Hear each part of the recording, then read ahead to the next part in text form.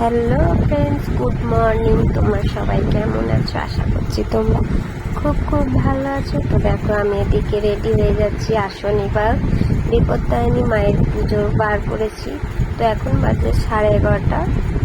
তো আমি এখানে রেডি হচ্ছি, ওদিকে ঠাকুরের সব জোগাড় টোগাড় করে চলে আসলাম রেডি হতে। তো দেখো, আমি রেডি হচ্ছি, ফাইনালি লুকটা দেখাচ্ছি, তো দেখতে থাকো। তো আমার ফাইনাল লুকটা রেডি হয়ে গেছে। তো কেমন হয়েছে একটু কমেন্ট করবে সবাই। তো দেখো, সাদা লাল পর একটা শাড়ি পরে নিয়েছি, সাথে একটা রেড কালারের ব্লাউজ। তো কেমন লাগছে আমাকে কমেন্ট কর। এটা সামনে থেকে দেখো, দেখো সব গোল্ড জুয়েলারি পরেছি। তো কেমন হয়েছে একটু বলবে। তো তোমরা কে কে বার করেছো বলো। তো চলে আসলাম ঠাকুর ঘরে।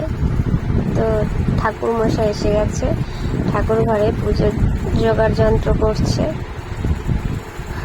তো ঠাকুর ঘরটা একটু ছোট্ট বলে তো এখানে সবাই বসে পুজো দেয়া যাবে না। তো এখানে শুধু পুজোটাই হবে, পুষ্পাঞ্জলিটা অন্য জায়গায় হবে। তো দেখতে থাকো। তো সবাই মিলে চলে আসলাম পুষ্পাঞ্জলি দিতে। তো একসঙ্গে সবাই মিলে পুজো করার মজাটাই আলাদা।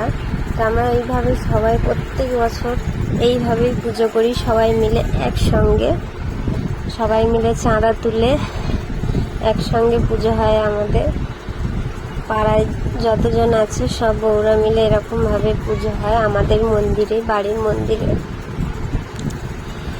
তো দেখো, সবাই গোল হয়ে বসে গেছি, এবার পুষ্পাঞ্জলি দেব।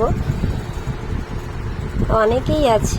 তো ফাইনালি আমাদের পুষ্পাঞ্জলি দেয়া কমপ্লিট হয়ে গেছে। চলে আসলাম ঠাকুর ঘরে তো প্রণাম করতে।